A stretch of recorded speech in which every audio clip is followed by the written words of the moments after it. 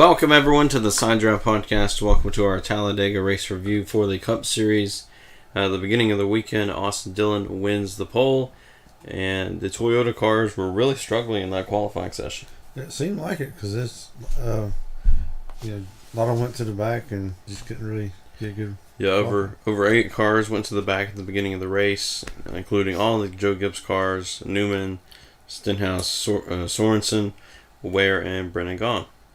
Brennan Gaughan had to go to the back because of driver change since Tyler Reddick had to qualify the car.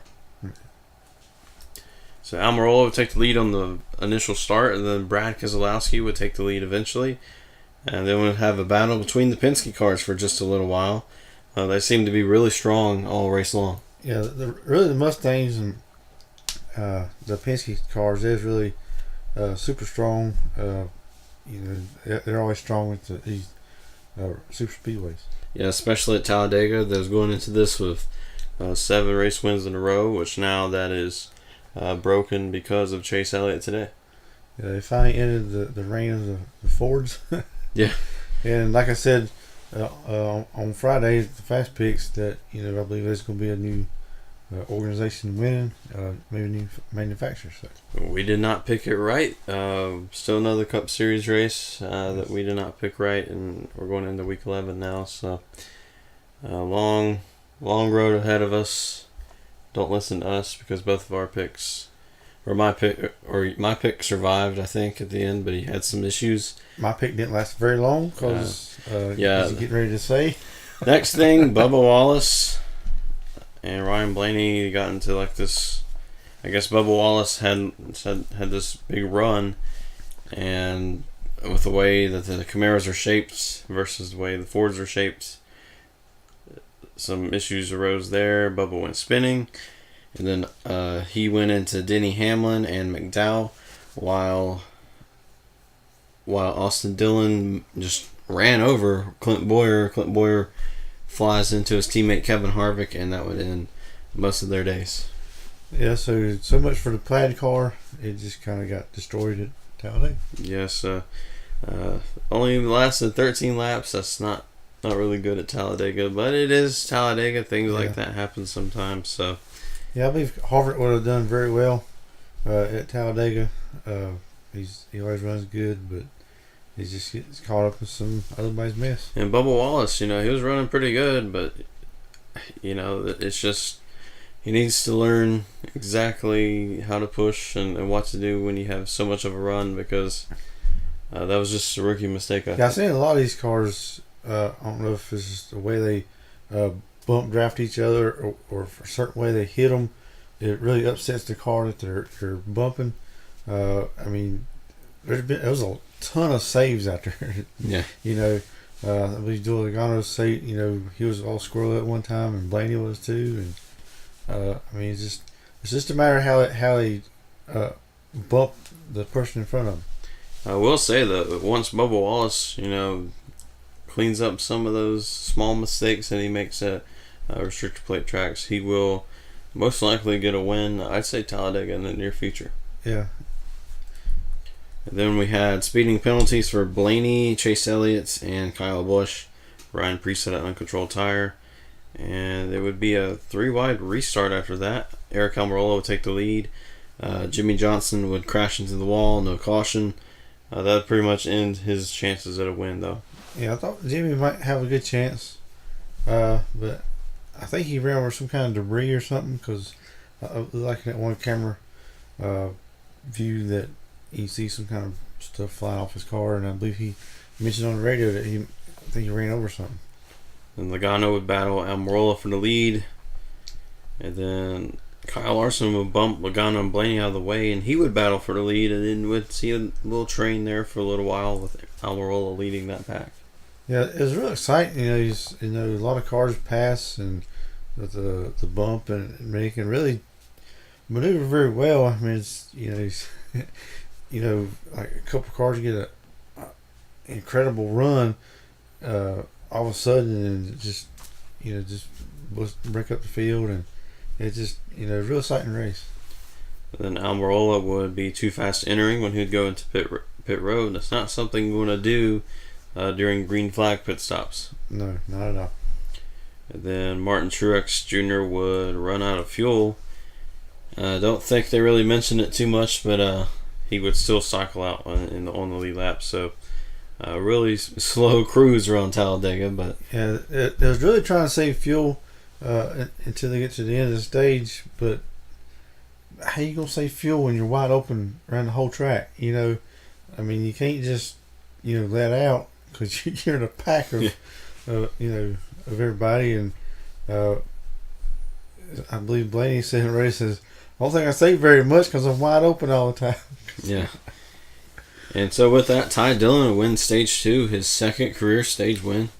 Won his first at Bristol earlier in the year, so he's getting good at winning these stages. Yeah, he's getting some few stages and building some confidence, and really that team's really coming on strong.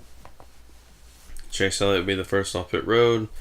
Martin Truex Jr. would have a safety violation penalty. Alex Bowman would eventually take the lead from Chase Elliott. And then Brad Keselowski back to the lead. There's a lot of this guy takes the lead. This guy takes the lead. Yeah, 'cause if you're the leader, you're pretty much a sitting duck, because somebody gets a good run on you.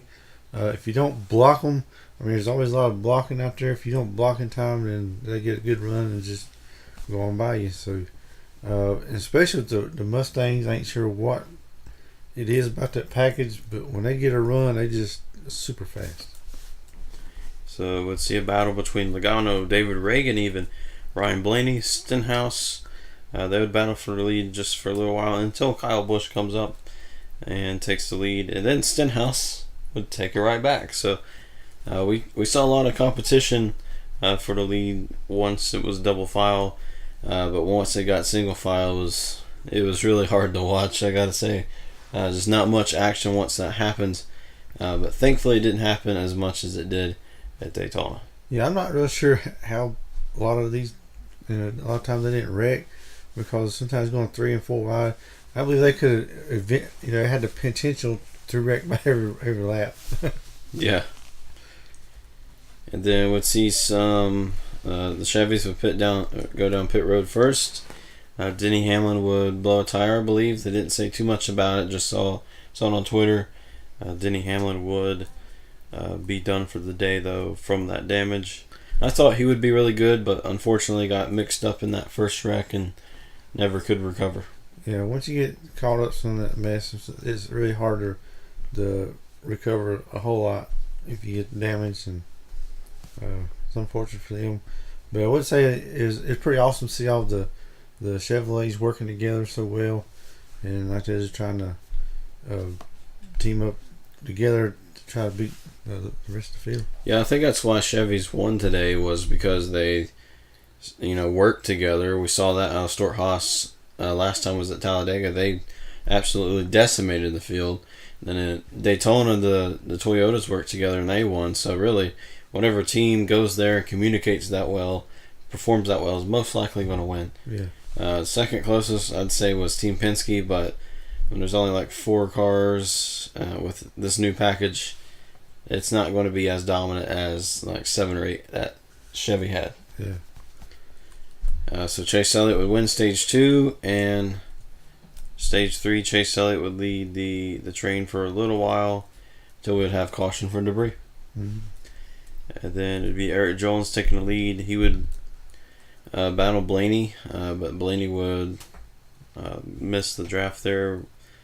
For some reason, I guess he thought Brad was clear and got strung out there. Yeah, I ain't sure what the deal was. I don't know if Blaney got loose, tried to come down to the bottom lane, or what it was, but they got separated somehow, side by side, and then they just lost the draft and really kind of messed that top line up.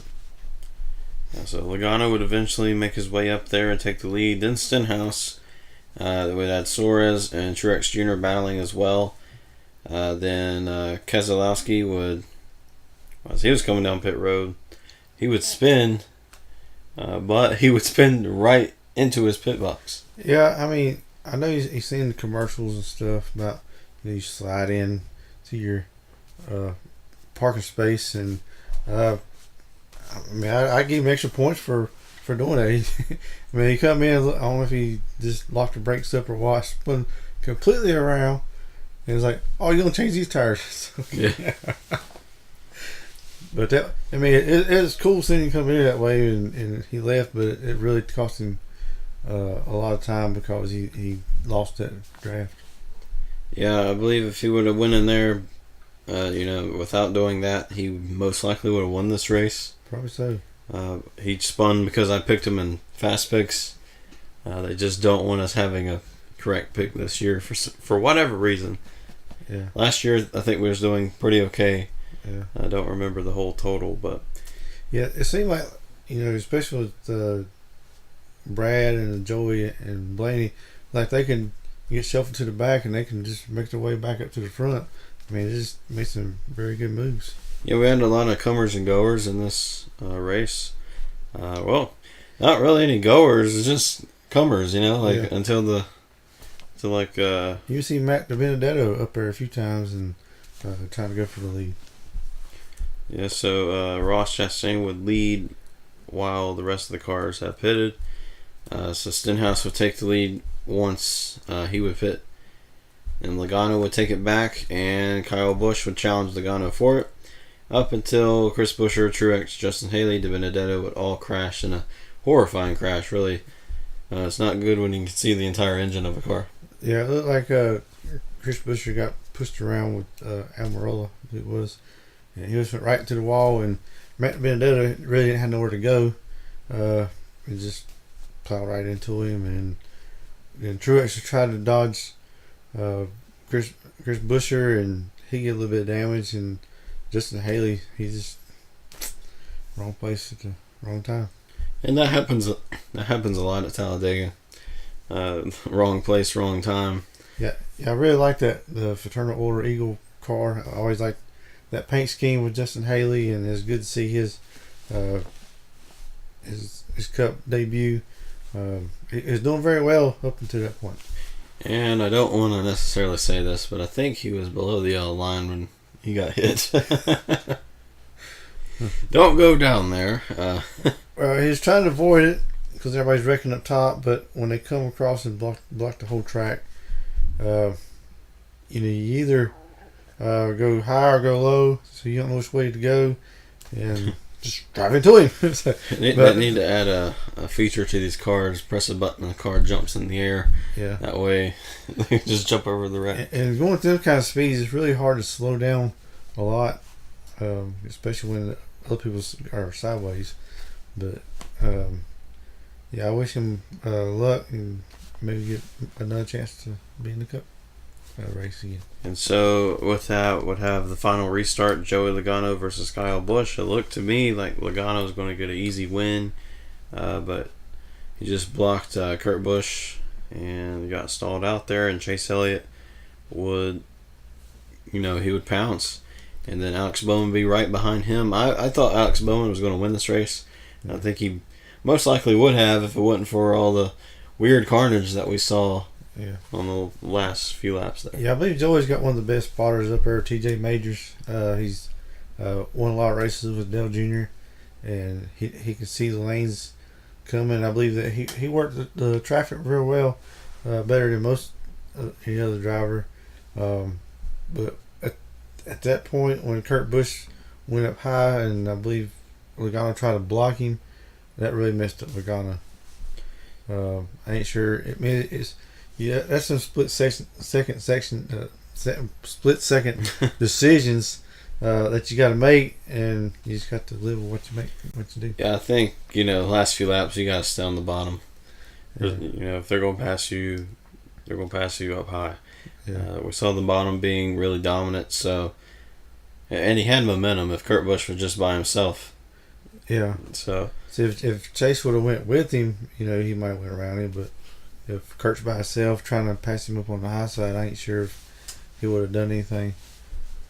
And so, it was looking to be like a photo finish, in my opinion. I thought Bowman was going to pounce at the right time. Maybe we would have saw something really crazy happen. It's just so unfortunate when a Talladega race finishes under caution, because it had so much potential. But unfortunately, we had that crash with Byron and Larson, and Jeffrey Earnhardt, that would end the race under caution. Yeah, and I ain't sure, like the half a lap before then when Ricky Stenhouse wrecked, I ain't sure why they didn't throw the caution then. Yeah. It's kind of debatable. I'm not sure if they crossed the finish line yet when he crashed. I mean, if they did, it would have definitely been a overtime, which would have been probably insane. But it's just these inconsistencies sometimes with cautions. Because I saw no way that Stenhouse was going to make it, to where he would be completely out of the way. Because if there would be like a wreck at the very end of the race, let's say if the wreck on the back stretch didn't happen, they would have wrecked coming to the finish line, and Stenhouse was still there. That could have been. Yeah, I mean, I noticed it's on the TV that when Stenhouse was spinning around, it they showed the white flag, but it didn't really show exactly where they was on the track at that particular time when he spun around, and just of course there's no caution. So. It's just one of those moments where you're like, throw the caution, But yeah. I think they really wanted it to play out, which is nice. I think these races should.